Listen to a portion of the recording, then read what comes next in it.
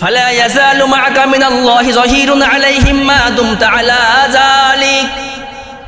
হে আমার সাহাবী শুনো, যতক্ষণ পর্যন্ত তুমি তোমার আত্মীয়তার সম্পর্ক রক্ষা করে যাবে, আত্মীয়রা তোমার সাথে সম্পর্ক রক্ষা করুক বা না করুক, যতক্ষণ পর্যন্ত তুমি তোমার আত্মীয়তার সম্পর্ক রক্ষা করে যাবে, ততক্ষণ পর্যন্ত আল্লাহর পক্ষ থেকে একদল সাহায্যকারী ফেরেশতা তাদের বিরুদ্ধে তোমাকে সাহায্য করে যাবে।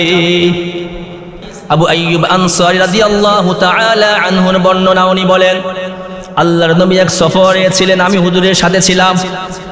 এক গ্রাম্য লোকটি নবীজির কাছে আসলেন, এসে বললেন, ইয়া রাসূলুল্লাহ আখবিরনি মা ইউকাররিবুনি মিনাল জান্নাহ ওয়া ইউবাইদুনি মিনান নার। আপনি আমাকে এমন আমল সম্পর্কে বলে দেন যেই আমল আমাকে জান্নাতের কাছে নিয়ে যাবে এবং জাহান্নাম থেকে দূরে রাখবে, অর্থাৎ যেই আমল করলে আমি সোজা আল্লাহর জান্নাতে প্রবেশ করতে পারবো, এমন একটা আমল সম্পর্কে আমাকে বলে দেন। এখন আপনাদেরকে বলবো কিনা? বলবো। যেই আমল করলে একদম সোজা জান্নাত। নবীজি বলেন, এক নাম্বার আনতা আবুদুল্লাহ ওয়া লা তুশরিকু বিহি শাইআ। এক নাম্বার শোনো, আল্লাহর ইবাদত করবা, আল্লাহর সাথে কাউকে শরীক করবা না। দুই নাম্বার ওয়াতুকিমাস সালাহ, নামাজ কায়েম করবা। তিন নাম্বার ওয়াতুতিজ যাকাত, যাকাত আদায় করবা। চার নাম্বার ওয়াতাসিলুর রহিমা, আত্মীয়তার সম্পর্ক রক্ষা করবা, নিরাপদে আল্লাহর জান্নাতের মেহমান হয়ে যাবা। সম্মানিত মুসল্লিয়ানে কেরাম, আমি আপনাদের সামনে সূরা বনী ইসরাঈলের 26তম আয়াত তিলাওয়াত করেছি এবং বুখারী শরীফের একটি হাদিস পাঠ করেছি। তিলাওয়াতকৃত আয়াত এবং পঠিত হাদিসকে সামনে রেখেই আজকের মূল আলোচনা। গত 5 জুমা থেকে আমরা মা বাবার হক সম্পর্কে বয়ান শুনছিলাম। আজকে আলোচনা শুরু হবে নিকট আত্মীয়দের হক সম্পর্কে। আমাদের সমাজে এমনও দেখা যায়, আপন ভাই, আপন বোন, চাচা, মামা, ফুফি, খালা, কোনো পরিচয় নাই।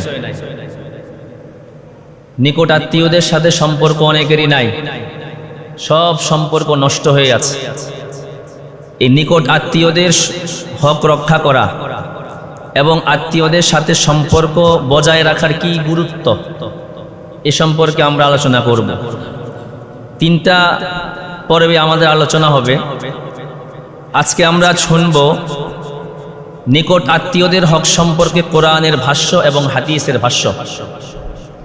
এরপরে জুমায় শুনব নিকট আত্মীয়দের হক আদায় করার ফায়দা। এরপরে জুমায় শুনব নিকট আত্মীয়দের সাথে সম্পর্ক নষ্ট করার ক্ষতি। এই 3 পর্বে ইনশাআল্লাহ আলোচনা হবে। আল্লাহ পাক আমাদেরকে আলোচনা করার এবং বুঝার তৌফিক দান করেন, সকলে বলি আমিন।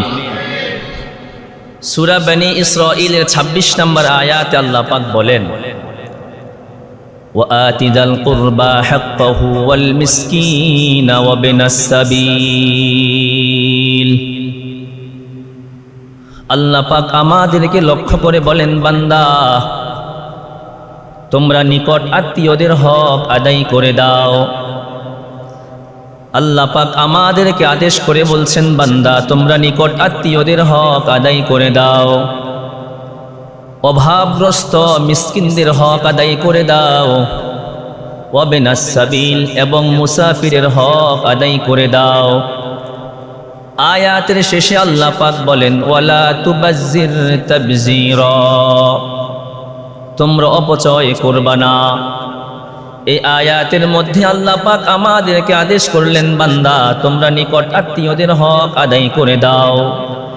আল্লাহ পাক যেখানে আদেশ করছেন সেখানে নিকট আত্মীয়দের হক আদায় করার গুরুত্ব কম না বেশি। সূরা রুমের 38 নম্বর আয়াতে আল্লাহ পাক বলেন, ফাআতিদাল কুরবা হাক্কাহু ওয়াল মিসকিনা ওয়াবিনাস সাবিল। হে আমার বান্দারা, তোমরা নিকট আত্মীয়দের হক আদায় করে দাও, মিসকিনদের হক আদায় করে দাও, মুসাফিরদের হক আদায় করে দাও।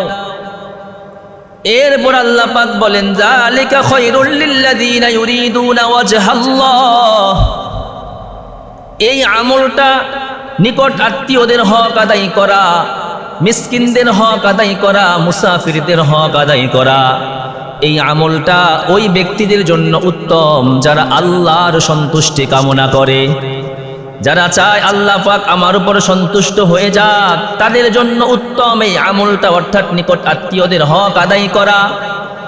আমরা আল্লাহ তাআলার সন্তুষ্টি কামনা করি কিনা? যদি আমরা আল্লাহর সন্তুষ্টি কামনা করি তাহলে আমাদেরকে নিকট আত্মীয়দের হক আদায় করতে হবে। এটা আমাদের জন্য একটা কল্যাণকর আমল। আয়াতের শেষে আল্লাহ পাক বলেন ওয়া উলাইকা হুমুল মুফলিহুন, এরাই সফল যারা নিকট আত্মীয়দের হক আদায় করবে, যারা মিসকিনদের হক আদায় করবে, যারা মুসাফিরদের হক আদায় করবে। আল্লাহ রাব্বুল আলামিন বলে এরাই হলো সফল। আমরা সফল হতে চাই কিনা? যদি আমরা সফল হতে চাই তাহলে আমাদেরকে নিকট আত্মীয়দের হক আদায় করতে হবে। তাহলে নিকট আত্মীয়দের হক আদায় করার গুরুত্ব কম না বেশি? সূরা নিসার 1 নম্বর আয়াতে আল্লাহ পাক বলেন ওয়াত্তাকুল্লাহাল্লাযী তাসাআলুনা বিহি ওয়াল আরহাম, হে আমার বান্দারা তোমরা ওই আল্লাহকে ভয় করো যার উসিলা দিয়ে তোমরা একজন আরেকজনের কাছে কিছু চাও। তোমরা ওই আল্লাহকে ভয় করো যার উসিলা দিয়ে তোমরা একজন আরেকজনের কাছে কিছু চাও। এরপর আল্লাহ পাক বলেন আত্মীয়তার সম্পর্ক রক্ষার ব্যাপারেও আল্লাহকে ভয় করো। সুতরাং যেই ব্যক্তি আল্লাহকে ভয় করে সে অবশ্যই আত্মীয়তার সম্পর্ক রক্ষা করবে, আর যে আল্লাহকে ভয় করে না সে আত্মীয়তার সম্পর্ক রক্ষা করে না।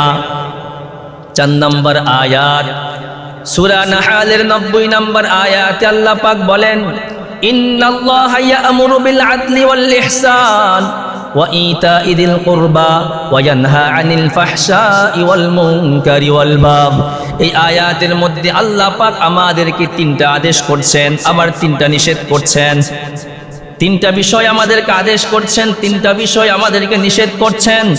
আল্লাহ পাক বলেন ইন্নাল্লাহা ইয়া'মুরু বিল আদলি ওয়াল ইহসান, আল্লাহ পাক আদেশ করেছেন যে বান্দা তোমরা ন্যায় ইনসাফ করো, তোমরা ইনসাফ ভিত্তিক বিচার ফায়সালা করো। 2 নম্বর ওয়াল ইহসান, তোমরা সদাচরণ করো।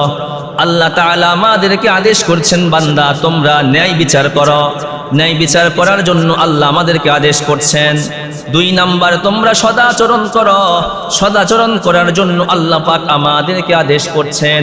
3 নম্বর ওয়া ইতা'i যিল কুরবা, আল্লাহ পাক আমাদেরকে আদেশ করছেন বান্দা তোমরা নিকট আত্মীয়দের হক আদায় করে দাও। নিকট আত্মীয়দের হক আদায় করা এটা কার নির্দেশ? আল্লাহর নির্দেশ। ওয়া ইয়ানহা আনিল ফাহশাই ওয়াল মুনকারি ওয়াল বাগ, আয়াতের মধ্যে আল্লাহ পাক 3টা বিষয় থেকে আমাদেরকে নিষেধ করেছেন। 1 নম্বর, হে আমার বান্দারা তোমরা অশ্লীলতা থেকে দূরে থাকবা, তোমরা অশ্লীলতা করবা না। 2 নম্বর, তোমরা কোনো মন্দ কাজ করবা না। 3 নম্বর, তোমরা কোনো সীমা লঙ্ঘন করবা না, কারণ সীমা লঙ্ঘন করাকে আল্লাহ পাক পছন্দ করেন না। তাহলে নিকট আত্মীয়দের হক আদায় করা এটা কার নির্দেশ? 5 নম্বর আয়াত সূরা শুরা 214 নম্বর আয়াতে আল্লাহ পাক আমাদের নবীকে লক্ষ্য করে বলেন ওয়া আনদির আশীরাতাকাল আকরাবিন, হাবিব আপনি আপনার নিকট আত্মীয়দেরকে পরকাল সম্পর্কে সতর্ক করেন। তাহলে পরকাল সম্পর্কে আত্মীয়দেরকে সতর্ক করা এটা আত্মীয়দের একটা হক। 6 নম্বর আয়াত সূরা নিসার 36 নম্বর আয়াতে আল্লাহ পাক আমাদেরকে লক্ষ্য করে বলছেন ওয়া'বুদুল্লাহ ওয়ালা তুশরিকু বিহি শাইআ, হে আমার বান্দারা তোমরা আল্লাহর ইবাদত করো, আল্লাহর সাথে কাউকে শরীক করবা না। এরপর আল্লাহ পাক বলেন ওয়া বিল ওয়ালিদাইনি ইহসানা, তোমরা মা বাবার সাথে ভালো আচরণ করবা, মা বাবার সাথে সদাচরণ করবা। মা বাবার পরে আল্লাহ পাক বলেন ওয়াবিদিল কুরবা ওয়াল ইয়াতামা ওয়াল মাসাকিন, হে আমার বান্দারা তোমরা নিকট আত্মীয়দের হক আদায় করো, নিকট আত্মীয়দের সাথে ভালো আচরণ করো, এতিম মিসকিনদের সাথে ভালো আচরণ করো, মুসাফিরদের সাথে ভালো আচরণ করো। তাহলে নিকট আত্মীয়দের সাথে ভালো আচরণ করা নির্দেশ কার? আমি আপনাদের সামনে 6টা আয়াত পেশ করেছি। 6 আয়াতের মধ্যে আল্লাহ পাক নিকটাত্মীয়দের কথা বলেছেন। নিকটাত্মীয়দের হক আদায় করো, এটা তোমাদের জন্য কল্যাণকর। নিকটাত্মীয়দের ব্যাপারে আল্লাহকে তোমরা ভয় করো। নিকটাত্মীয়দের হক আদায় করার জন্য আল্লাহ পাক আমাকে আপনাকে আদেশ করছেন।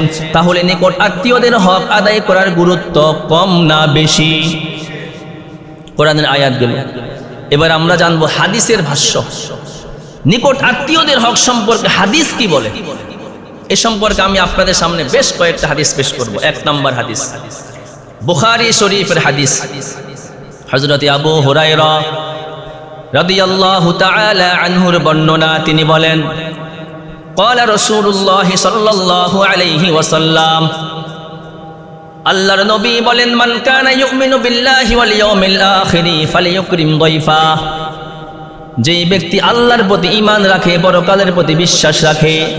আমরা আল্লাহর প্রতি ঈমান রাখি কিনা? পরকালের প্রতি বিশ্বাস আছে কিনা?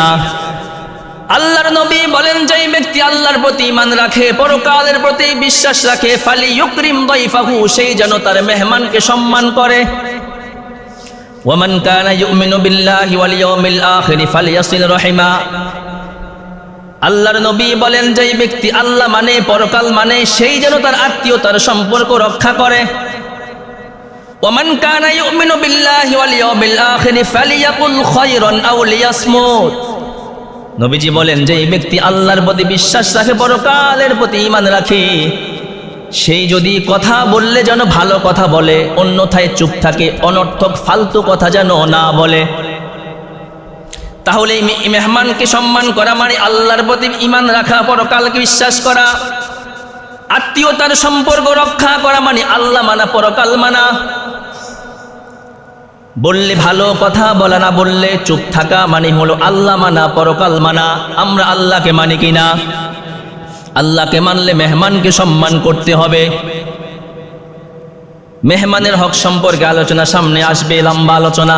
আজকাল তো মেহমানের হক আমরা আদায় করি না, মেহমানের খোঁজ খবরও নেই না। মেহমান আসুক, এটা আমরা কেউ পছন্দ করি না। মেহমান আসলে আমাদের মুখ কালো হয়ে যায়, ঠিক কিনা?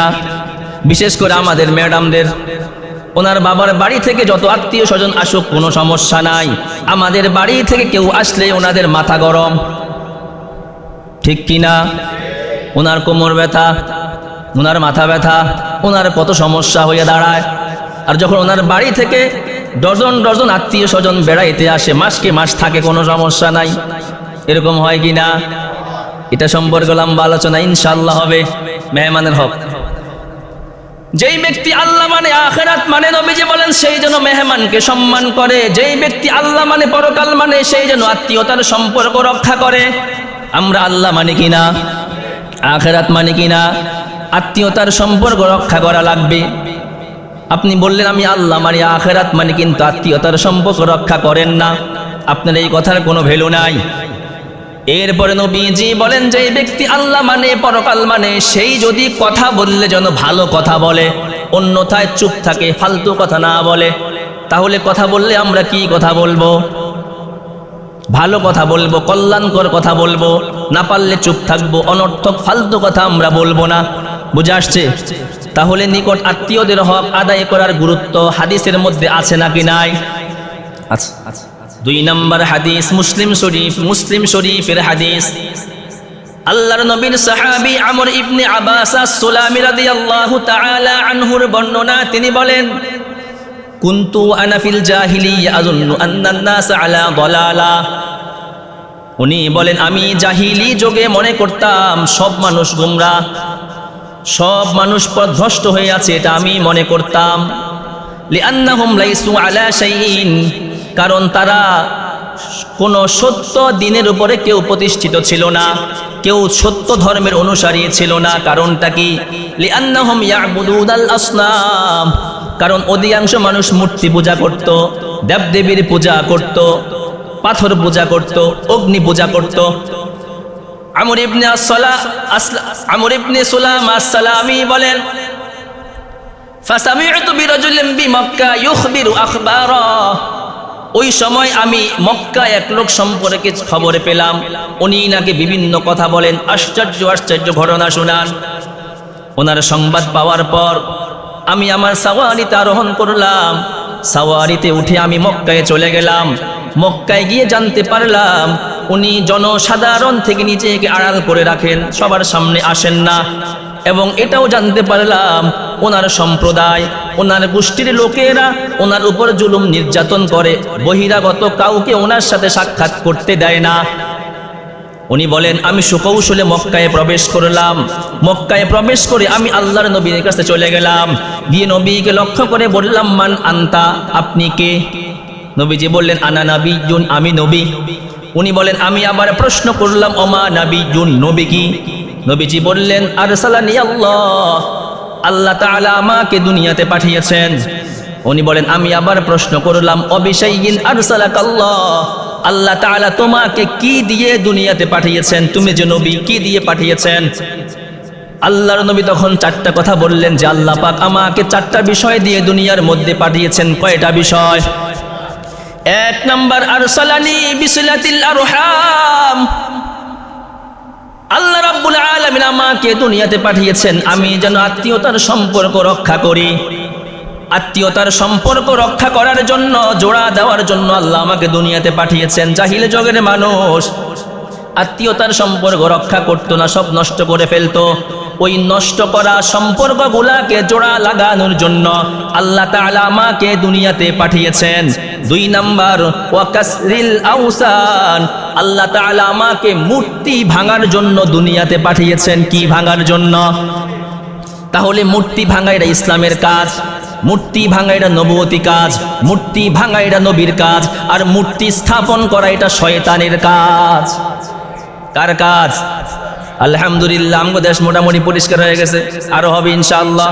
এই শাহজালালের ভূমিতে, উলামায়ে কেরামের ভূমিতে, মুসলমানের ভূমিতে, মাদ্রাসার ভূমিতে, মসজিদের ভূমিতে কোনো শিরিক করতে দেওয়া হবে না। নবীজি বলেন আল্লাহ পাক আমাকে মূর্তি ভাঙার জন্য দুনিয়াতে পাঠিয়েছেন, সুতরাং মূর্তি ভাঙা এটা নবুয়তি কাজ, মূর্তি স্থাপন করা এটা শয়তানের কাজ। তিন নাম্বার ওয়াইয়াহাদাল্লাহ, আল্লাহ পাক আমাকে দুনিয়াতে পাঠিয়েছেন আমি যেন আল্লাহকে এক বলে স্বীকার করি। ওয়ালা তুশরাকু বিহি শাইআ, আল্লাহর সাথে যেন কোনো কিছুকে শরীক না করি। এই চারটা কাজ দিয়ে আল্লাহ পাক আমাকে দুনিয়াতে পাঠিয়েছেন। এক নাম্বার নিকট আত্মীয়দের হক আদায় করা, নিকট আত্মীয়দের সম্পর্ক রক্ষা করা। দুই নাম্বার মূর্তি ভাঙা। তিন নাম্বার আল্লাহকে এক বলে স্বীকার করা। চার নাম্বার আল্লাহর সাথে কাউকে শরীক না করা। তাহলে যেই আত্মীয়তার বন্ধন রক্ষা করার জন্য আল্লাহ পাক নবীকে দুনিয়াতে পাঠাইলেন, ওই আত্মীয়তার বন্ধন রক্ষা করার গুরুত্ব কম না বেশি? তিন নম্বর হাদিস বুখারী শরীফের হাদিস, আব্দুল্লাহ ইবনে উমর রাদিয়াল্লাহু তাআলা আনহুমার বর্ণনা। তিনি বলেন ক্বালা রাসূলুল্লাহ সাল্লাল্লাহু আলাইহি ওয়াসাল্লাম, আল্লাহর নবী বলেন লাইসাল ওয়াসিলু বিল মুকাফি, ওই ব্যক্তি আত্মীয়তার হক আদায় করার দাবি করতে পারবে না। ওই ব্যক্তি এই দাবি করতে পারবে না আমি আত্মীয়তার হক আদায় করি, যেই ব্যক্তি বিনিময় হিসাবে আত্মীয়তার সম্পর্ক রক্ষা করে। আমার আত্মীয় আমাকে ফোন করলে তখন আমি ফোন করি, আত্মীয় আমার খোঁজ খবর নিলে আমিও তখন তার খোঁজ খবর নেই। আত্মীয় একটু হাদিয়া পাঠাইলে আমি হাদিয়া পাঠাই। আত্মীয় আমাকে বিয়ের দাওয়াত দিলে আমি দাওয়াত দেই। আত্মীয় ফোন না করলে আমিও ফোন করি না। আত্মীয় খবর না দিলে আমিও খবর নেই না। আত্মীয় আমাকে দাওয়াত না দিলে আমিও দাওয়াত দেই না। আল্লাহর নবী বলেন যেই ব্যক্তি বিনিময় হিসাবে আত্মীয়তার সম্পর্ক রক্ষা করে, ওই ব্যক্তি এই দাবি করতে পারবে না যে আমি আত্মীয়তার হক আদায় করি। ওয়ালাকিন্নাল ওয়াসিলাল্লাযী ইযা ক্বাতাআহু ইযা রহিমা, বরং প্রকৃতপক্ষে ওই ব্যক্তি আত্মীয়তার বন্ধন, আত্মীয়তার হক আদায়কারী, যার সাথে সম্পর্ক ভাঙলেও সে সম্পর্ক ভাঙে না। আমার আত্মীয় আমার সাথে সম্পর্ক রক্ষা না করলেও আমি সম্পর্ক রক্ষা করে চলি। আমার আত্মীয় আমার খবর না নিলেও আমি তার খবর নেই। আমার আত্মীয় আমাকে দাওয়াত না দিলেও আমি তার দাওয়াত দেই। আল্লাহর নবী বলেন এটাই হলো প্রকৃত আত্মীয়তার হক আদায়কারী। তাহলে আমাদের আত্মীয় স্বজন আমাদের খোঁজখবর নিক না নিক সমস্যা নাই, আমরা নিব কিনা? নিব তো? আমাদেরকে দাওয়াত না দিলেও আমরা দাওয়াত দিব, আমাদেরকে ফোন না করলেও আমরা ফোন করব। নবীজি বলেন যদি তুমি বিনিময় হিসাবে আত্মীয়তার বন্ধন রক্ষা করো তাহলে এটা বন্ধন হলো না। তোমার খোঁজখবর নেক বা না নেক তুমি তোমার হক আদায় করে যাবা, তবেই তুমি প্রকৃত আত্মীয়তার বন্ধন রক্ষাকারী হবা। আল্লাহ তাআলা আমাদের সকলকে প্রকৃত আত্মীয়তার বন্ধন রক্ষাকারী হওয়ার তৌফিক দান করুন, বলেন আমিন। 4 নম্বর হাদিস বুখারী শরীফের হাদিস, হযরত আবু হুরায়রা রাদিয়াল্লাহু তাআলা আনহুর বর্ণনা। তিনি বলেন এক গ্রাম্য লোক আল্লাহর নবীর কাছে আসলেন, এসে বললেন ইন্নালি করাবাতান ইয়া রাসূলুল্লাহ, হে আল্লাহর নবী আমার আত্মীয়তার সম্পর্ক আছে, আমার নিকট আত্মীয় আছে, আমার রক্তের বন্ধন আছে। আসিলুহুম ওয়া ইয়াকতাউনানি, আমি আমার আত্মীয়দের সাথে সম্পর্ক রক্ষা করে চলি, কিন্তু আত্মীয়রা আমার সাথে সম্পর্ক ছিন্ন করে। আমি আত্মীয়তার সম্পর্ক রক্ষা করি, আত্মীয়রা আমার সাথে সম্পর্ক ছিন্ন করে। ও আহসিনুহুম ওয়া ইউসিউনা ইলাইয়া, তাদের সাথে আমি ভালো আচরণ করি কিন্তু তারা আমার সাথে খারাপ আচরণ করে। ও আহলুমু আনহুম ওয়া ইয়াজহালুনা আলাইয়া, তারা আমাকে কষ্ট দিলে আমি ধৈর্য ধরি, এরপরেও তারা আমার সাথে খারাপ আচরণ করে।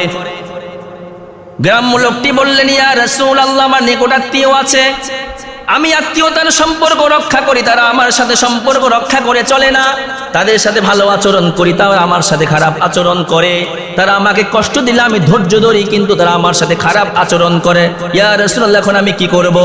আল্লাহর নবী বলেন লা ইন কুনতা কামা কুলতা, তুমি যেমনটি বললে বাস্তবে যদি এমনই হয়, তুমি রক্ষা করতে চাও কিন্তু তারা চায় না, ফাকা আন্নামা তুসিফুহুমুল মাল্লা, শুনো তাহলে কেমন যেন তুমি তোমার আত্মীয়র মুখের ভিতরে ছাই ঢুকাচ্ছ। আপনি আত্মীয়তার সম্পর্ক রক্ষা করতে চান, উনি চায় না, নবীজি বলেন তুমি রক্ষা করে যাও, কেমন যেন তুমি তোমার আত্মীয়র মুখের ভিতরে ছাই ঢুকাচ্ছ। হাদিসে শেষে আল্লাহর নবী গুরুত্বপূর্ণ কথা বললেন, ফালা ইয়াজালু মাআকা মিনাল্লাহি যাহিরুন আলাইহিম মা দুমতা আলা যালিক, হে আমার সাহাবী শুনো, যতক্ষণ পর্যন্ত তুমি তোমার আত্মীয়তার সম্পর্ক রক্ষা করে যাবে, আত্মীয়রা তোমার সাথে সম্পর্ক রক্ষা করুক বা না করুক, যতক্ষণ পর্যন্ত তুমি তোমার আত্মীয়তার সম্পর্ক রক্ষা করে যাবে ততক্ষণ পর্যন্ত আল্লাহর পক্ষ থেকে একদল সাহায্যকারী ফেরেশতা তাদের বিরুদ্ধে তোমাকে সাহায্য করে যাবে। আমি যদি সম্পর্ক রক্ষা করি, আল্লাহর পক্ষ থেকে একদল ফেরেশতা আমাকে সাহায্য করবে, আমার আত্মীয় সম্পর্ক রক্ষা করুক বা না করুক। তাহলে আত্মীয়তার সম্পর্ক রক্ষা করার গুরুত্ব আছে নাকি নাই? আছে। 5 নম্বর হাদিস আবু দাউদ শরীফের হাদিস, আল্লাহর নবীর এক সাহাবী বলেন আমার দাদা আল্লাহর নবীর কাছে গেলেন, যাওয়ার পর নবীজিকে লক্ষ্য করে বললেন মান আবারু ইয়া রাসূলুল্লাহ, হে আল্লাহর নবী আমার কাছে সবচেয়ে ভালো আচরণ পাওয়ার হকদার কে? নবীজি বললেন উম্মাক, তোমার মা। উনি আবার প্রশ্ন করলেন এরপরে কে? নবীজি বললেন আবাকা, তোমার বাবা। উনি আবার প্রশ্ন করলেন এরপরে কে? নবীজি বললেন উখতাকা, তোমার বোন। উনি আবার প্রশ্ন করলেন এরপরে কে? নবীজি বললেন আখাকা, তোমার ভাই। প্রথমে তোমার মা, তারপরে তোমার বাবা, তারপরে তোমার বোন, তারপরে তোমার ভাই। উনি আবার প্রশ্ন করলেন ইয়া রাসূলুল্লাহ, এরপরে আমার কাছে ভালো আচরণ পাওয়ার সবচেয়ে হকদার কে? নবীজি বললেন ও মাওলাকাল্লাযী ইয়ালি যাকা হাক্কুন ওয়াজিবুন, তোমার অধীনস্থ যে সকল কর্মচারী আছে, তোমার চাকর চাকরানী আছে, এদের হক আদায় করাও তোমার উপর ওয়াজিব, এদের সাথে সম্পর্ক রক্ষা করা লাগবে। হাদিসে শেষে আল্লাহর নবী বলেন ওয়া রাহিমুল মাউসুলা, নিকট আত্মীয়দের হক আদায় করা, নিকট আত্মীয়দের সম্পর্ক রক্ষা করা এটা তোমার উপরে ওয়াজিব। তাহলে হক রক্ষা করা ওয়াজিব, আত্মীয়তার বন্ধন রক্ষা করার গুরুত্ব কম না বেশি? বেশি। 6 নম্বর গুরুত্বপূর্ণ হাদিস বুখারী শরীফের হাদিস, হযরতে আবু হুরায়রা রাদিয়াল্লাহু তাআলা আনহু বলেন লাম্মা নাযালাত হাদিহিল আয়া ওয়া আনদির আশীরাতাকাল আকরাবিন, যখন এই আয়াতটা নাজিল হলো আল্লাহ পাক আমাদের নবীকে লক্ষ্য করে বলছেন হাবিব আপনি আপনার নিকট আত্মীয়দেরকে পরকাল সম্পর্কে সতর্ক করে দেন। আল্লাহ পাক যখন নবীকে লক্ষ্য করে বললেন, হাবিব আপনি আপনার আত্মীয় স্বজনদেরকে পরকাল সম্পর্কে সতর্ক করে দেন। ফাকামান নবী সাল্লাল্লাহু আলাইহি ওয়াসাল্লাম ফাকাল, তখন আল্লাহর নবী দাঁড়াইলেন এক পাহাড়ের উপরে, দাঁড়িয়ে ঘোষণা করলেন, ইয়া বানি কাব ইবনে ইয়া বানি উবাই ইবনে কাব, হে উবাই ইবনে কাব সম্প্রদায়, আনকিজু আনফুসাকুম মিনান নার, তোমরা তোমাদেরকে জাহান্নামের আগুন থেকে বাঁচাও। ওয়া বানি আব্দি মানাফ, হে আব্দি মানাফ সম্প্রদায়, আনকিজু আনফুসাকুম মিনান নার, তোমরাও তোমাদেরকে জাহান্নামের আগুন থেকে বাঁচাও। ওয়া বানি আব্দুল মুত্তালিব, হে আব্দুল মুত্তালিব সম্প্রদায়, আনকিজু আনফুসাকুম মিনান নার, তোমরা তোমাদেরকে জাহান্নামের আগুন থেকে বাঁচাও। ওয়া বানি হাশিম, হে হাশিম সম্প্রদায়, আনকিজু আনফুসাকুম মিনান নার, তোমরা তোমাদেরকে জাহান্নামের আগুন থেকে বাঁচাও। ওয়া ফাতিমা বিনত মুহাম্মাদিন সাল্লাল্লাহু আলাইহি ওয়াসাল্লাম, আনকিজি নাফসাকি মিনান নার, আল্লাহর নবী বললেন, হে ফাতিমা, হে মুহাম্মদের কন্যা ফাতিমা, তুমিও তোমাকে জাহান্নামের আগুন থেকে বাঁচাও। ফা ইন্নী লা আমলিকু লাকি মিনাল্লাহি শাইআ, কারণ কিয়ামতের ময়দানে আল্লাহর আযাব থেকে আমি মুহাম্মদ, তুমি আমার মেয়ে হওয়া সত্ত্বেও জাহান্নামের আগুন থেকে তোমাকে রক্ষা করতে পারবো না। বাবার দোহাই দিয়ে বাঁচা যাবে। আল্লাহর নবী ওনার মেয়েকে বললেন, মা, ও আমার মা, তুমি তোমাকে জাহান্নামের আগুন থেকে বাঁচাও তোমার আমল দিয়ে। কবরে গিয়ে বলবা আমি নবীর মেয়ে, কাজ হবে না, কবর তোমাকে চিনবে না।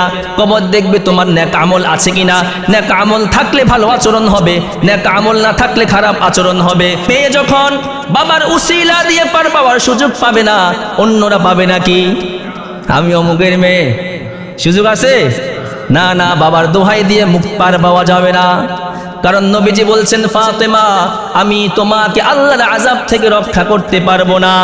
এই হাদিসে শেষে আল্লাহর নবী ওনার সম্প্রদায়দেরকে লক্ষ্য করে বললেন, ফাইন্নী লাকুম রহিমা, হে আমার সম্প্রদায় শুনো, তোমাদের সাথে আমার আত্মীয়তার সম্পর্ক রয়েছে, তাই আমি তোমাদেরকে সতর্ক করলাম। জাহান্নামের আযাব থেকে নিজেদেরকে তোমরা সতর্ক করো। এরপরেও যদি তোমরা আমার ডাকে সাড়া না দাও, নিজেদেরকে জাহান্নামের আগুন থেকে রক্ষা না করো, সাবুল্লুহুমা বিবালালিহা, শুনো, আমি আমার আত্মীয়তার সম্পর্ক রক্ষা করেই যাব। আমি আত্মীয়তার সম্পর্ক কখনো ছিন্ন করব না। বুঝে আসছে? অমুসলিম দাওয়াত কবুল করতেছে না, নবীজি বলেন দাওয়াত না করলেও, কবুল না করলেও, শুনো, তোমরা আমার আত্মীয়, তোমাদের সাথে আত্মীয়তার সম্পর্ক আমি নষ্ট করব না। তাহলে আত্মীয়তার সম্পর্ক রক্ষা করার গুরুত্ব কম না বেশি? বেশি। 7 নম্বর হাদিস, মুসলিম শরীফের হাদিস, আবু আইয়ুব আনসারী রাদিয়াল্লাহু তাআলা আনহুর বর্ণনা। উনি বলেন, আল্লাহর নবী এক সফরে ছিলেন, আমি হুজুরের সাথে ছিলাম। এক গ্রাম্য লোকটি নবীদের কাছে আসলেন, এসে বললেন, ইয়া রাসূলুল্লাহ, আখবিরনি মা ইউকাররিবুনি মিনাল জান্নাহ ওয়া ইউবাইদুনি মিনান নার, আপনি আমাকে এমন আমল সম্পর্কে বলে দেন যেই আমল আমাকে জান্নাতের কাছে নিয়ে যাবে এবং জাহান্নাম থেকে দূরে রাখবে। অর্থাৎ যেই আমল করলে আমি সোজা আল্লাহর জান্নাতে প্রবেশ করতে পারবো, এমন একটা আমল সম্পর্কে আমাকে বলে দেন। এখন আপনাদেরকে বলবো কিনা? বলবো। যেই আমল করলে একদম সোজা জান্নাত। নবীজি বলেন, 1 নাম্বার, আনতা আবুদুল্লাহ ওয়া লা তুশরিকু বিহি শাইআ, 1 নাম্বার শোনো, আল্লাহর ইবাদত করবা, আল্লাহর সাথে কাউকে শরীক করবা না। 2 নাম্বার, ওয়াতুকিমাস সালাহ, নামাজ কায়েম করবা। 3 নাম্বার, ওয়াতুতিজ যাকাত, যাকাত আদায় করবা। 4 নাম্বার, ওয়াতাসিলুর রহিমা, আত্মীয়তার সম্পর্ক রক্ষা করবা, নিরাপদে আল্লাহর জান্নাতের মেহমান হয়ে যাবা। কয়টা আমল? 1 নাম্বার, আল্লাহ ছাড়া কারো ইবাদত করা যাবে না, আল্লাহর সাথে কাউকে শরীক করা যাবে না। 2 নাম্বার, নামাজ কায়েম করতে হবে। 3 নাম্বার, যাকাত আদায় করতে হবে। 4 নাম্বার, আত্মীয়তার সম্পর্ক রক্ষা করতে হবে। তাহলে আত্মীয়তার সম্পর্ক রক্ষা করার গুরুত্ব কম না বেশি? 7 নম্বর হাদিস ইবনে মাজাহ শরীফের হাদিস মিকদাব ইবনে মাদি করবের বর্ণনা। তিনি বলেন সামি'তু রাসূলুল্লাহ সাল্লাল্লাহু আলাইহি ওয়াসাল্লাম ইয়াকুল, আমি আল্লাহর নবীকে বলতে শুনেছি, নবীজি বলেন ইন্নাল্লাহা ইউসিকুম বিউম্মাহাতিকুম, আল্লাহ তাআলা তোমাদেরকে আদেশ করছেন তোমাদের মাদের হক আদায় করার জন্য।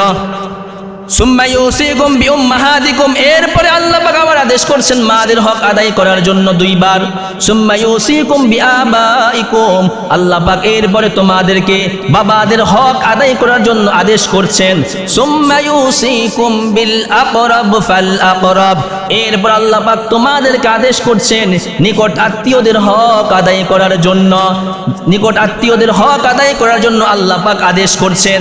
তাহলে এই হক আদায় করার গুরুত্ব কম না বেশি? কোরআনে আল্লাহ পাক আদেশ করলেন, নবীজি হাদিসের মাধ্যমে বলছেন আল্লাহ পাক আদেশ করছেন, তাহলে গুরুত্ব কম না বেশি? 9 নম্বর হাদিস বুখারী শরীফের হাদিস জুবাইর ইবনে মুতঈম রাদিয়াল্লাহু তাআলা আনহুমার বর্ণনা। তিনি বলেন ওমর ফারুক রাদিয়াল্লাহু তাআলা আনহুকে আমি বলতে শুনিয়েছি, উনি মিম্বারের মধ্যে দাঁড়ালেন, দাঁড়িয়ে একটা ঘোষণা দিলেন তাআল্লামু আনসাবাকুম ওয়াসিলু আরহামাকুম, হে আল্লাহর নবীর সাহাবীরা শুনো, তোমরা বংশ পরিচয় সম্পর্কে আগে জেনে নাও, তোমাদের বংশ পরিচয় সম্পর্কে আগে জেনে নাও। কিন্তু আফসোস করে বলতে হয় বর্তমানে অনেক শহরের মানুষ বাচ্চা কাচ্চারা নিজের আপন লোকদের কেউ চেনে না। আছে কিনা এরকম? খালা কয়জন চেনে না, ফুফি কয়জন চেনে না, চাচাদেরকে চেনে না, মামাদেরকে চেনে না, খালাদের কেউ চেনে না। কারণটা কি? ওই যে আমি একটু টাকাওয়ালা, ওনারা একটু গরিব, খবরও নেয় না। নিজের সন্তান জিজ্ঞাসা করলে বলতে পারে না তার খালা কয়জন, ফুফি কয়জন বলতে পারে না। এই ব্যর্থতা কার? আমি কেমন বাবা হলাম, কেমন মা হলাম যে আমার সন্তানকে আমি এটাই বুঝাইতে শিখাইতে পারলাম না এখনো? দুনিয়ার আজে বাজে হাট্টিমাটিম সহ উল্টাপাল্টা সব শিখাইতে পারি আমি সন্তানকে, আমার সন্তান তার বাবা চাচা কয়জন, মামা কয়জন, খালা কয়জন এটাই শিখলো না। বহু সন্তান আছে বলতেই জানে না। আছে কিনা বলেন? তো আপনি কেন শিখাইলেন না তাকে? তোমার খালা এতজন, খালার সাথে কেন আপনি ফোনে কথা বলেন না? কেন বলেন না? আপনার ফুফিস, আপনার ভাইয়ের সাথে কেন কথা বলেন না? বোনের সাথে কেন কথা বলেন না? বাচ্চাদের কেন কথা বলেন না? আপনি বড়লোক হয়ে গেছেন না, ওনারা গরিব দেখে। তাহলে সম্পর্ক রক্ষা করা লাগবে কিনা বলেন? লাগবে। ওমর বলেন তাআল্লামু আনসাবাকুম, তোমরা তোমাদের বংশ পরিচয় জানো, তোমার বাবাকে, চাচাকে, দাদাকে, পরদাদাকে এটা জানো। যখন সে বুঝবে আমার বংশের একটা ঐতিহ্য আছে, আমার দাদা অমুক ছিলেন, চাচা অমুক ছিলেন, তারও বড় হওয়ার আগ্রহ জাগবে। বুঝে আসছে? যখন জানবে আমার মামা অমুক বড় কিছু ছিলেন, আমার মামাতো ভাই অমুক বড় কিছু, তখন তার ভিতরে স্পিরিট আসবে কিছু বড় কিছু হওয়ার। এরপর ওমর বলেন ওয়াসিলু আরহামাকুম, তোমরা আত্মীয়তার সম্পর্ক রক্ষা করো। আগে বংশ সম্পর্কে জানো, এরপর আত্মীয়তার সম্পর্ক রক্ষা করো। হযরত ওমর বলেন ফাইন্নাল্লাহা লাক বাইনার রাজুলি ওয়া বাইনা আখিহি শাই, শুনো, যদি কোনো একজন মানুষের সাথে তার ভাইয়ের সাথে ঝগড়া লেগে যায়, গন্ডগোল লেগে যায়, কিন্তু সে যদি জানতো এই লোক তার আত্মীয়তা, এই লোক তার আত্মীয়, তার সাথে তার আত্মীয়তার সম্পর্ক রয়েছে, হযরত ওমর বলেন যদি এটা কেউ জানতো তাহলে কোনো মানুষের সাথে কখনো ঝগড়া বিবাদ করতো না। বুঝে আসছে? এখন তো সম্পর্ক বেশি নষ্ট আত্মীয়দের সাথে, ঝগড়া বেশি কার সাথে? আত্মীয়দের সাথে। এটাও কিয়ামতের আলামত। দূরের মানুষ আপন হয়ে যাবে, আপন মানুষ দূরের হয়ে যাবে, এটা কিয়ামতের আলামত। নিকট আত্মীয়র কোনো খবর নাই, কোনো খবর নাই, আর ঝগড়া জাতি শুধু ফোন করলে ঝগড়া, আর অন্যরা ভালো আচরণ করে। ঠিক কিনা বলেন? তাহলে আত্মীয়তার সম্পর্ক রক্ষা করা দরকার। আছে কিনা বলেন? আচ্ছা, সর্বশেষ হাদিস বলি আজকের জন্য। 10 নম্বর হাদিস শুআবুল ঈমানের হাদিস, গুরুত্বপূর্ণ, মন দিয়ে শুনেন। আব্দুল্লাহ ইবনে আব্বাস রাদিয়াল্লাহু তাআলা আনহুমা বলেন ইহফাজু আনসাবাকুম সুম্মা সিলু আরহামাকুম, তোমরা তোমাদের আত্মীয়তার সম্পর্ক, তোমাদের বংশনামা রক্ষা করো, অর্থাৎ তোমাদের বংশ পরিচয় সম্পর্কে জ্ঞান লাভ করো, এরপরে আত্মীয়তার সম্পর্ক রক্ষা করো।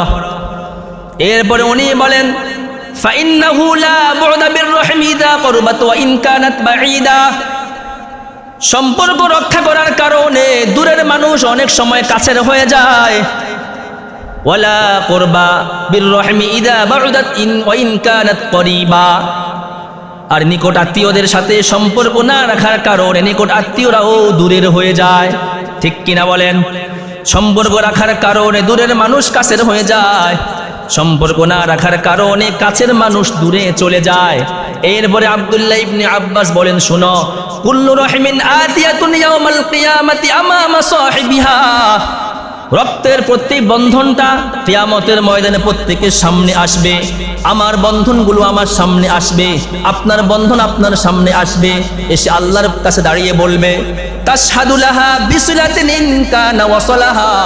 যেই ব্যক্তি দুনিয়ার মধ্যে আত্মীয়তার সম্পর্ক রক্ষা করবে, আত্মীয়দের সাথে সম্পর্ক বজায় রাখবে, ওই ব্যক্তির পক্ষে আল্লাহর কাছে সাক্ষী দিয়ে তাকে জান্নাতে নিয়ে যাবে। ওয়ালাইহি বিকাতিআতিন ইন কানা কাতাআহা। যেই ব্যক্তি দুনিয়ার মধ্যে আত্মীয়তার সম্পর্ক ছিন্ন করেছে, আত্মীয়দের সাথে সম্পর্ক রাখে নাই, কিয়ামতের ময়দানে এই রক্তের বন্ধনটা আল্লাহর আদালতে বিচার দায়ের করে ওই ব্যক্তিকে জাহান্নামে ফেলে দিবে। আমি আপনি যদি আমার আত্মীয়তার সম্পর্ক রক্ষা করি, নিকট আত্মীয়দের খোঁজ খবর নেই, আমার এই রক্তের বন্ধনটা কিয়ামতের ময়দানে আল্লাহ পাকের দরবারে আমার পক্ষে সাক্ষী দিয়ে আমাকে জান্নাতে নিয়ে যাবে। আর যদি আমরা বন্ধন রক্ষা না করি, এই রক্তের বন্ধনটা কিয়ামতের ময়দানে আমার আপনার বিরুদ্ধে আল্লাহর কাছে অভিযোগ করে আমাদেরকে জাহান্নামে ফেলে দেবে। বলেন নাউযুবিল্লাহ। এখন সিদ্ধান্ত আপনার, জান্নাতে যেতে চান নাকি জাহান্নামে যেতে চান? জান্নাত যেতে চাইলে রক্ষা করা লাগবে আত্মীয়তার সম্পর্ক। গুরুত্বপূর্ণ কিন্তু। 10টা হাদিস বললাম, কয়টা হাদিস? আয়াত বললাম 6টা, 16টা। প্রতিটা আয়াতের মধ্যে আল্লাহ পাক নিকট আত্মীয়তা হকের কথা বলেছেন, আদেশ করছেন, আল্লাহকে ভয় করতে বলেছেন। হাদিসের মধ্যে নবীজি বললেন, আত্মীয়তার হক আদায় করো, সম্পর্ক রক্ষা করো। আমাকে আল্লাহ দুনিয়াতে পাঠিয়েছেন আত্মীয়তার বন্ধন রক্ষা করার জন্য, বন্ধন কাটার জন্য নয়। তাহলে আত্মীয়তার বন্ধন রক্ষা করার গুরুত্ব শরীয়ত ইসলামিয়াতে কম না বেশি? আল্লাহ পাক আমাদের সকলকে আত্মীয়তার হক আদায় করার